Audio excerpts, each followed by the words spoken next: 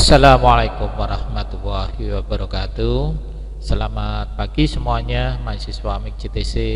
Di pagi hari ini kita akan lanjutkan mata kuliah Sistem Informasi Akuntansi dengan mengambil tema Sistem Pengendalian Intern. Nah, adik-adik semuanya, semoga Anda di pagi hari ini sehat walafiat dan dapat mengikuti perkuliahan ini dengan lancar. Nah, perlu diketahui dalam sebuah sistem informasi itu dipastikan bahwa di sana ada yang namanya sistem pengendalian intern. Apa toh yang dimaksud dengan pengendalian intern? Mari kita lihat bersama-sama. Di sini disampaikan bahwa menurut Wijayanto Nugroho disebutkan bahwa sistem pengendalian internal adalah pengendalian yang mempunyai dua fungsi utama, yaitu yang pertama adalah mengamankan sumber daya organisasi dari penyalahgunaan. Jadi ada indikasi ya, dalam setiap organisasi pasti ada beberapa penyalahgunaan. Nah, ini diadakannya sistem pengendalian internal ini untuk mengamankan. Yang kedua adalah untuk mendorong efisiensi operasional organisasi. Supaya apa? Supaya kebijakan ataupun tujuan yang telah digariskan dapat tercapai dengan sebaik-baiknya. Nah, itulah pengertian sistem pengendalian intern. Nah, kemudian perlu diketahui juga bahwa dalam sistem pengendalian internal itu ada tujuannya. Tujuan pengendalian internal itu adalah yang disebutkan oleh Mulyadi adalah yang pertama, untuk menjaga kekayaan organisasi. Nah, dalam sebuah organisasi atau sebuah perusahaan pasti ada yang dinamakan dengan kekayaan. Ya, kekayaan itu perlu dikelola sebaik-baiknya sehingga nanti tidak membuat suatu kekayaan organisasi itu hilang secara sia-sia. Harta milik perusahaan adalah kemungkinan disalahgunakan atau dirusak itu sangat besar. Ada beberapa orang yang mempunyai tujuan apabila masuk di perusahaan itu pengen mencari sesuatu yang tidak semestinya dia dapatkan. Pengamanan harta milik perusahaan itu meliputi pengawasan secara fisik dan akuntansi. Secara fisik itu yang terlihat, sementara kalau secara akuntansi itu biasanya tercatat dalam beberapa dokumen-dokumen. Ya. Yuk kita lihat bersama-sama. Kalau pengawasan secara fisik dilakukan dengan cara pertama adalah ada tanggung jawab yang jelas kepada seseorang. Jadi ada tanggung jawab yang besar, yang jelas dan tegas kepada seseorang untuk apa? Melakukan pengawasan fisik milik perusahaan. Nah, biasanya ini mempunyai jabatan bagian sarana dan prasarana atau ada istilah lain yang mungkin itu mempunyai tanggung jawab yang betul-betul mempunyai tanggung jawab yang besar untuk ketersediaan semua harta milik perusahaan. Kemudian yang kedua adalah harta perusahaan yang disimpan dengan cara yang cukup memadai. Artinya adalah semua harta atau semua kekayaan yang ada di perusahaan yang wujudnya fisik itu bisa tersimpan dengan baik. Cukup memadai itu artinya misalnya kalau sebuah perangkat komputer ya menyimpannya atau meletakkannya ya cukup memadai sesuai dengan prosedurnya, harus di tempat yang kering dan terlindungi dan lain-lain. Bukan artinya terus cukup memadai itu terus diletakkan di mana saja bisa, bukan begitu ya, sesuai dengan keperuntukannya. Kemudian yang ketiga adalah penerimaan dan pengeluaran persediaan harus berdasarkan otorisasi pihak yang berwenang. Artinya adalah bagi perusahaan itu ada petugas khusus. Apabila menerima barang itu ya ada petugas khusus, kalau mengeluarkan persediaan juga harus ada petugas khusus. Dan ini tidak boleh dicampur adukkan. Yang menerima dan mengeluarkan orangnya sama, itu tidak diperkenankan. Karena di sini akan kemungkinan disalahgunakan kalau terjadi seperti itu. Nah, pengawasan secara akuntansi tadi kan sudah pengawasan secara fisik ya. Yang sekarang adalah pengawasan secara akuntansi adalah pengamanan harga kekayaan yang memadai. Transaksi hanya satu pihak yang dapat memasuki sistem dan prosedur ini supaya dirancang sedemikian rupa hingga mampu menyaring setiap transaksi terjadi.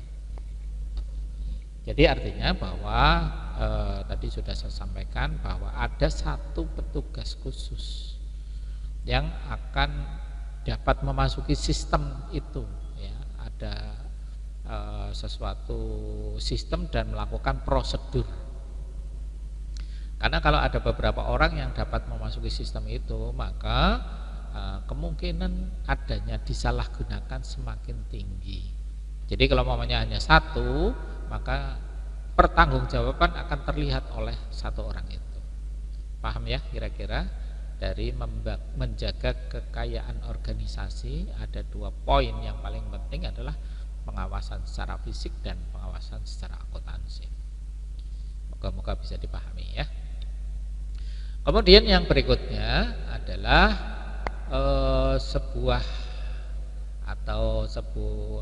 sesuatu yang perlu diperhatikan dalam sebuah organisasi adalah mengecek ketelitian dan keandalan data akuntansi. Nah, ini penting sebab di sana ada suatu dokumentasi yang memang real ya, keadaan nyata, proses-proses transaksi yang terekam dalam akuntansi.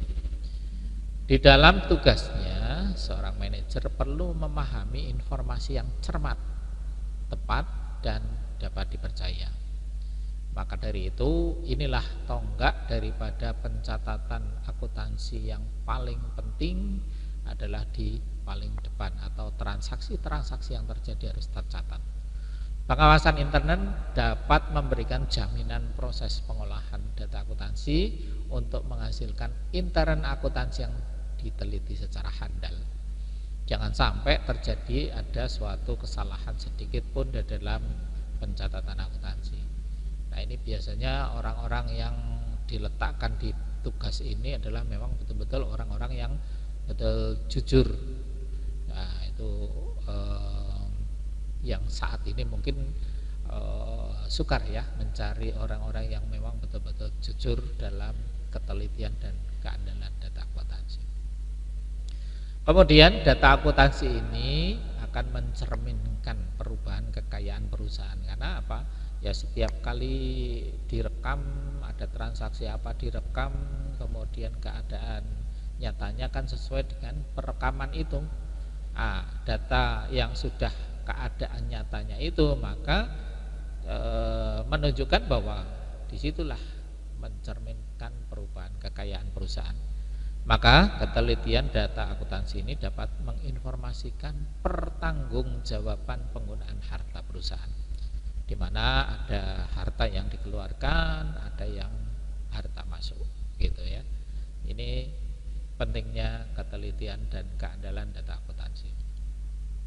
Yang ketiga adalah mendorong efisiensi. Nah, ini jelas kalau umpamanya sebuah sistem itu sudah bisa tertata dengan baik, maka jelas akan mendorong efisiensi. Pengawasan intern dalam perusahaan ditunjukkan untuk mencegah duplikasi atau pengulangan pencatatan. Nah, itu bila suatu transaksi dicatat berlebih dari satu, itu kan sesuatu yang salah dan fatal, karena nanti akan mengakibatkan duplikasi atau akan tidak menghasilkan laporan yang sesuai dengan keadaan nyatanya. Nah, usaha yang tidak perlu dan dapat mencerminkan terjadinya pemborosan sumber daya yang tidak efisien inilah untuk mencegah adanya duplikasi. Kemudian yang berikutnya adalah kita lihat ada mendorong dipatuhinya kebijakan manajemen. Nah, dalam hal ini adalah kebijakan manajemen itu kan harus dilakukan oleh bawahannya ya. Nah, supaya dapat dipatuhinya, manajer mengadakan prosedur atau aturan pelaksanaannya. Sistem pengawasan ini dapat meyakinkan manajer bahwa semua prosedur dapat dengan mudah diprediksi dan diidentifikasi serta manajer dapat dengan mudah melaksanakan tindakan pengesahan perbaikan dengan cepat dan tepat apabila terjadi penyimpangan-penyimpangan. Kan ketahuan ya, kalau mamanya prosedur yang tidak dijalankan oleh sebuah sistem itu akan sistem yang berjalan tidak sesuai dengan yang diinginkan, dan akan ketahuan di sebelah mana yang tidak melaksanakan prosedur atau kegiatan-kegiatan yang sudah dilaksanakan atau sudah ditentukan oleh manajer, kemudian diidentifikasi mana yang terjadi kesalahan sehingga dapat dilakukan evaluasi pada saat terjadi penyimpangan itu. Jadi tidak berlama-lama, kalau maunya terjadi kesalahan maka segera bisa ketahuan.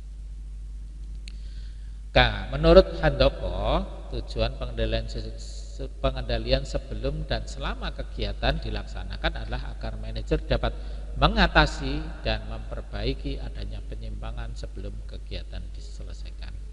Nah, itulah fungsi daripada pengendalian. Jadi sebelum dan selama kegiatan dilaksanakan, manajer dapat mengatasi dan memperbaiki bila terjadi penyimpangan. Dari definisi di atas dapat disimpulkan bahwa tujuan utama dari pengendalian intern adalah mengusahakan agar hasil pelaksanaan kerja sesuai dengan rencana yang telah ditetapkan, dan untuk mengetahui kesulitan-kesulitan dan hambatan-hambatan yang ada dalam pelaksanaan rencana. Jadi bisa di cross check ya. Rencana seperti ini ternyata pada pelaksanaannya kok tidak sesuai dengan rencana, ini bisa di cross check, bisa ketahuan bahwa mana toh yang tidak sesuai, sehingga akan terwujud atau tercapai suatu tujuan utama dari sebuah perusahaan itu. Nah, kemudian kita lanjutkan lagi bahwa sistem pengendalian intern itu dapat dibagi menjadi dua. Nah, ini yang tadi sudah kita sampaikan bahwa pengendalian intern akuntansi atau preventive controls itu adalah pengendalian dibuat untuk mencegah terjadinya inefisiensi, ya, ketidakefisiensinya, untuk menjaga kekayaan perusahaan dan memeriksa keakuratan daripada data akuntansi. Contohnya ya, adanya pemisahan fungsi dan tanggung jawab antar unit organisasi. Ya, tadi sudah saya singgung tentang apabila ada proyek atau ada sesuatu yang nanti ada yang memasukkan dana dan mengeluarkan dana, itu tidak boleh dicampur, harus ada dua personel, yang masuk sendiri, yang keluar sendiri. Jadi ada pemisahan, salah satu contohnya. Nah, yang kedua adalah pengendalian intern administratif atau feedback control. Pengendalian ini dibuat untuk mendorong dilakukannya efisiensi dan mendorong dipatuhinya kebijakan manajemen. Nah, ini dikerjakan setelah adanya pengendalian akuntansi berjalan yang pertama tadi. Oke, jadi dua sistem pengendalian intern ini dapat berjalan bersama-sama. Nah, contohnya yang intern administratif adalah pemeriksaan laporan untuk mencari penyimpangan yang ada, dan untuk kemudian akan diambil tindakan seperti apa supaya penyimpangan-penyimpangan itu tidak berlanjut dan bisa diatasi dengan baik oleh manajemen. Nah, kemudian dalam sebuah organisasi juga terdapat unsur-unsur ya, unsur-unsur dari pengendalian intern.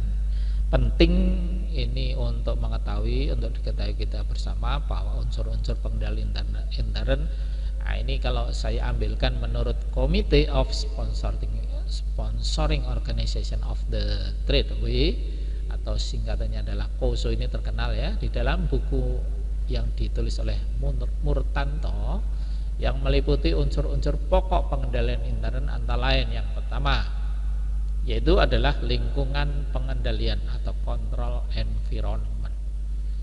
Nah, ini Suasana organisasi yang mempengaruhi kesadaran penguasaan, biasanya di sini ada kontrol conscientiousness dari seluruh pegawainya. Pegawai-pegawainya itu sudah paham betul bahwa penguasaan atau kekuasaan dalam sebuah lingkungan organisasi itu sudah ketahuan. Suasana organisasi itu berjalan sesuai dengan keadaannya. Ada yang namanya pimpinan, manajer, ada supervisor, itu sudah masing-masing mempunyai atau mengetahui tugas-tugasnya sendiri-sendiri. Jadi kalau sudah mengetahui seperti ini, maka pengendalian intern akan dapat berjalan dengan lancar. Jangan sampai ada seorang petugas supervisor kok dia mengerjakan kegiatan yang bukan hak atau bukan kewajiban dari seorang supervisor. Nah, ini akan menyalahgunakan jabatan, nanti akan terjadi seperti itu. Nah, di sini adalah merupakan alat untuk menciptakan suasana pengendalian dalam suatu organisasi. Salah satu unsurnya adalah pembuatan struktur organisasi dan pemisahan fungsi dan wewenang serta tanggung jawab yang ada. Jelas ya, kira-kira kalau maunya punya struktur organisasi, pastinya masing-masing mempunyai tugas dan wewenangnya sendiri-sendiri. Job description biasanya disebutkan seperti itu, karena setiap tugas atau setiap wewenangnya mempunyai jabatan sendiri-sendiri. Nah, sistem akuntansi juga dapat memberikan jaminan yang memadai dan memenuhi tujuan daripada struktur pengendalian intern ini. Kemudian perusahaan juga memiliki karyawan yang kompeten dan jujur. Ini diperlukan nih. Jangan sampai kita mempunyai sebuah organisasi tapi ada beberapa karyawan kita yang tidak kompeten, tidak dapat mengerjakan sesuatu yang ditugaskan kepada mereka, apalagi tidak jujur. Nah, ini sangat kacau kalau terjadi sebuah organisasi karyawannya seperti itu. Jadi perusahaan harus memiliki karyawan yang kompeten dan jujur.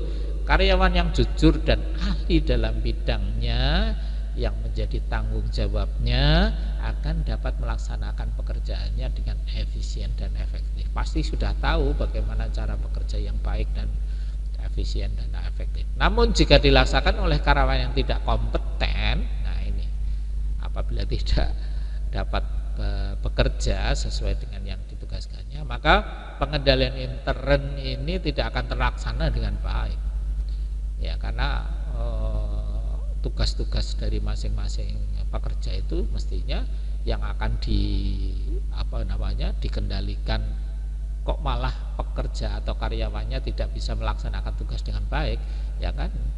Lucu kalau seperti ini ya, organisasi sudah mempunyai job sendiri-sendiri tetapi setiap karyawan-karyawannya tidak dapat mengerjakan yang ditugaskannya. Nah, ini sangat lucu ya. Kemudian yang kedua adalah penilaian risiko atau risk assessment. Adalah proses mengidentifikasi dan menilai atau mengukur risiko-risiko yang dihadapi dalam mencapai suatu tujuan. Setelah teridentifikasi kalau terjadi sesuatu, ya, manajemen harus menentukan bagaimana untuk mengelola atau mengendalikannya supaya tidak terjadi sesuatu yang tidak diharapkan atau menyimpang dari tujuannya. Nah, itu manajemen harus cepat ya melaksanakan atau mengelola atau mengendalikannya. Kemudian yang ketiga adalah aktivitas pengendalian atau control activities. Di sini adalah kebijakan dan prosedur yang harus ditetapkan untuk meyakinkan manajemen bahwa semua arahan yang telah dilakukannya sesuai dengan apa yang disampaikan. Nah, aktivitas pengendalian inilah yang diterapkan pada semua tingkat organisasi dan pengolahan data.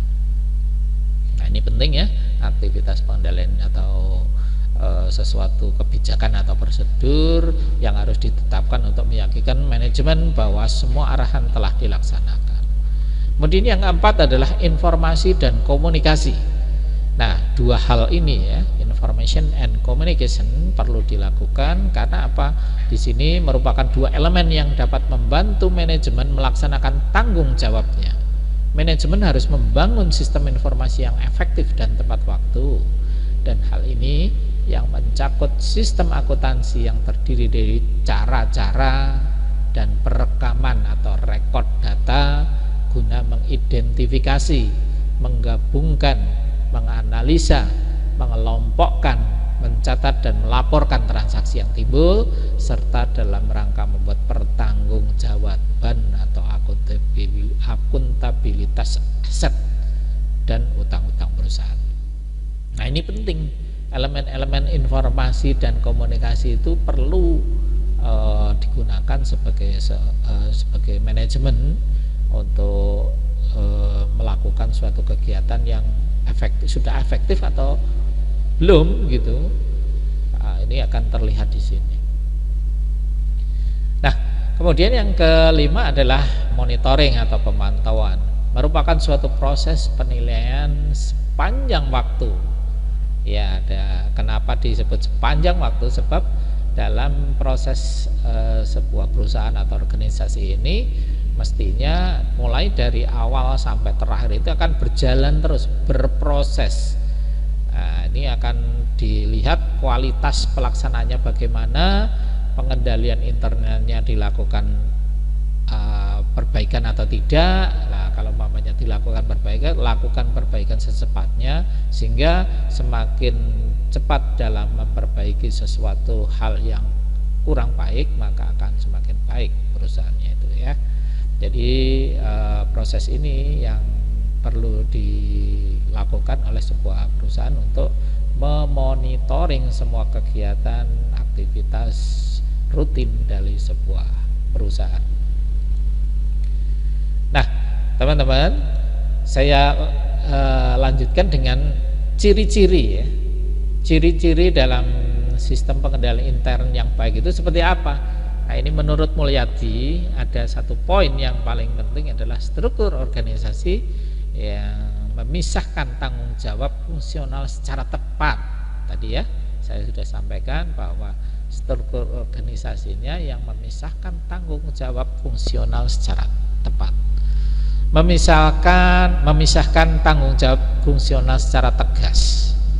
Artinya antara petugas ini dan petugas yang ini maka harus tegas fungsinya masing-masing. Nah, dalam sebuah organisasi juga ini merupakan kerangka atau framework pembagian tugas tanggung jawab fungsional kepada unit-unit organisasi yang dibentuk untuk melaksanakan kegiatan-kegiatan pokok perusahaan. Nah, pembagian tanggung jawab fungsional ini didasarkan pada prinsip sebagai berikut. Yang pertama, harus dipisahkan fungsi-fungsi operasi dan penyimpanan dari fungsi akuntansi. Ini yang paling penting. Nah, karena tidak dipisahkan maka terjadilah bisa beberapa pegawai memanipulasi dan lain-lain. Nah, maka perlu dipisahkan fungsi-fungsi operasional, fungsi-fungsi penyimpanan. Nah, ini pentingnya. Suatu fungsi tidak boleh diberi tanggung jawab penuh untuk melaksanakan semua tahap suatu transaksi. Misalnya, yang menerima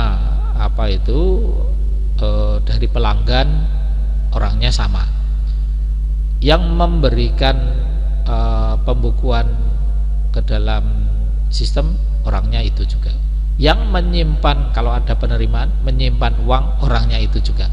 Ini sangat berbahaya ya. Jadi satu fungsi tidak boleh diberi tanggung jawab penuh dari awal sampai akhir transaksi. Nah, ini manipulasi akan terjadi di sini. Kemudian yang kedua adalah sistem pemberian wewenang dan prosedur pencatatan yang memberikan perlindungan serta pengawasan yang cukup atas aktiva, hutang, pendapatan dan biaya. Ya, wewenangnya dalam hal ini mestinya sudah wewenang dan prosedur pencatatan yang memberikan perlindungan serta pengawasan yang cukup. Ya, jadi tidak boleh ada yang mengintimidasi dari setiap-tiap tugas ya. dalam organisasi, setiap transaksi hanya terjadi atas dasar otorisasi dari pejabat yang memiliki wewenang untuk menyetujui terjadinya transaksi tersebut. Jadi orang-orang tertentu, ada tugas-tugas tertentu yang memberikan otorisasi, ada yang memberikan kewenangan atas transaksi tersebut. Bukan disamaratakan semuanya bisa, ya. Sistem yang mengatur pembagian wewenang untuk otorisasi itu atas terlaksanaan setiap transaksi. Ya, sistem lah yang akan mengatur. Kemudian formulir merupakan media yang digunakan untuk merekam. Ya, sudah saya ceritakan beberapa waktu yang lalu ya. Form-form yang digunakan itu bisa berupa nota, berupa kwitansi dan lain-lain, itu adalah untuk merekam penggunaan wewenang untuk memberikan otorisasi terlaksananya transaksi dalam suatu organisasi. Kemudian yang ketiga adalah praktek yang sehat dalam melaksanakan tugas dan fungsi setiap bagian organisasi. Nah, di sini setiap pegawai harus melaksanakan tugasnya sesuai dengan prosedur yang telah ditetapkan. Ini akan terjadi atau mengikuti alur sajalah, itu akan merupakan suatu praktek yang sehat. Kemudian praktek yang sehat dalam pelaksanaan tugas dan fungsi setiap bagian dalam organisasi, yaitu pelaksanaan tugas dan fungsi itu sangat berhubungan terhadap efisiensi sistem pengawasan intern dan efisiensi usaha. Jadi mengikuti alur daripada setiap masing-masing organisasi itu mempunyai tugas masing-masing. Nah, ini disebut dengan praktek yang sehat. Dan ini akan berakibat pada efisiensi sistem pengawasan intern dan efisiensi usaha. Nah, teman-teman, cara yang umumnya dilakukan oleh perusahaan untuk menciptakan praktek yang sehat yaitu sebagai berikut. Yang pertama adalah penggunaan formulir yang bernomor. Nah, ini untuk menghindari hal-hal yang bisa dimanipulasi itu tadi. Jadi formulir itu bernomor urut tercetak, bukan ditulis tangan. Urut tercetak seperti yang sudah saya pernah sampaikan. Kalau ada beberapa dokumen yang form atau kwitansi yang nanti nomornya itu dijeblok atau dicetak, ya, bukan ditulis tangan atau apa.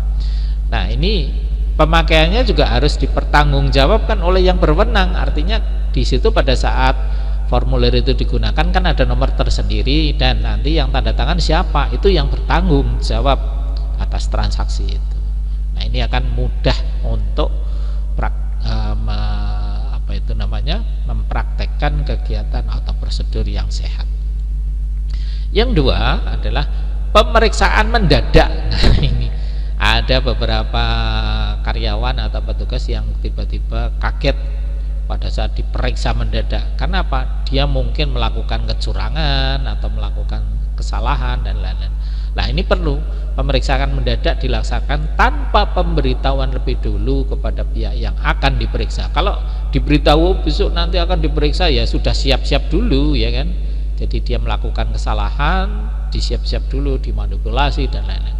Tapi ini pemeriksaannya tanpa ada pemberitahuan lebih dulu kepada pihak yang akan diperiksa dengan jadwal yang tidak teratur, artinya kapanpun bisa.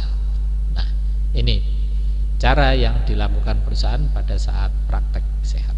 Yang ketiga, setiap transaksi tidak boleh dilaksanakan dari awal sampai akhir oleh satu orang saja atau suatu unit organisasi tanpa ada campur tangan dari orang atau unit organisasi lain. Ya, ini untuk menghindari hal-hal yang tadi pernah saya sampaikan, rekayasa dan lain-lain. Kemudian yang keempat adalah peraturan jabatan diadakan secara rutin agar dapat menjaga independensi, ya. Misalnya pejabat tertentu dalam melaksanaan tugasnya sering sekongkol dengan bawahannya atau dengan siapa saja.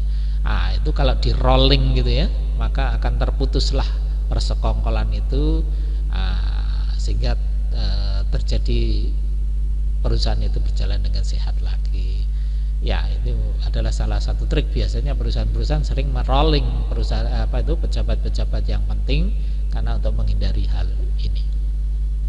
Nah, ini malah justru yang lebih ekstrim adalah keharusan pengambilan cuti. Nah, biasanya kan karyawan malah tidak di perusahaan tertentu misalnya nggak usah ada cuti gitu.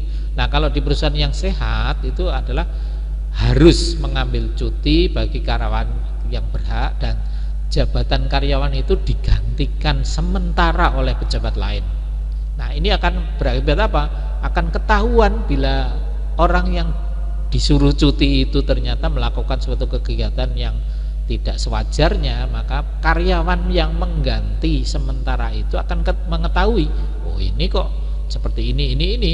Nah, sehingga seandainya terjadi penyimpangan dalam departemen yang bersangkutan, diharapkan dapat diungkapkan oleh pejabat yang menggantikan sementara tersebut.